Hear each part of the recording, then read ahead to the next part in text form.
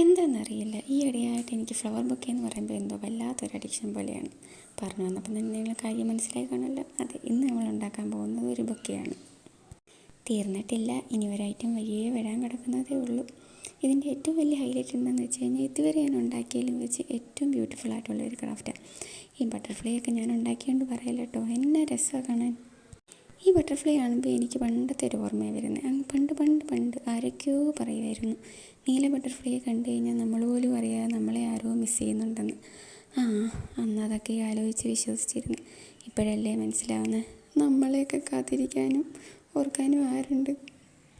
അപ്പോൾ ഉണ്ടാക്കുന്നത് എങ്ങനെയാണെന്ന് വെച്ച് കഴിഞ്ഞാൽ ഇതേപോലെ ചോട്ടയും ബെഡായിട്ടുള്ള 2 പ്ലാസ്റ്റിക് കുപ്പികൾ എടുത്തിട്ട് നടുക്കുന്ന് ഇങ്ങനെ കട്ട് ചെയ്യുക.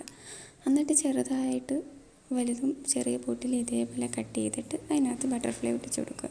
ശ്രദ്ധിക്കേണ്ടത് എന്താണെന്ന് വെച്ച് കഴിഞ്ഞാൽ ഞാനിവിടെ ബട്ടർ പേപ്പർ എടുത്ത്, നിങ്ങൾ മാക്സിമം ബട്ടർ പേപ്പർ കട്ടിയുള്ള എടുക്കാതെ എന്തെങ്കിലും കോട്ടൺ ടൈപ്പായിട്ടുള്ള തുണി എടുത്തു കഴിഞ്ഞാൽ കുറച്ചും കൂടെ നല്ലതായിരിക്കും. എൻ്റെ ഫൈനൽ ലുക്ക് കാണുമ്പോൾ തന്നെ അറിയാമല്ലോ, ചെറിയൊരു മിസ്റ്റേക്ക് ബട്ടർ പേപ്പർ എടുത്തതിൻ്റെ കാരണമായിട്ടുണ്ട്. അത് നിങ്ങൾ വരുത്താൻ നിൽക്കണ്ട.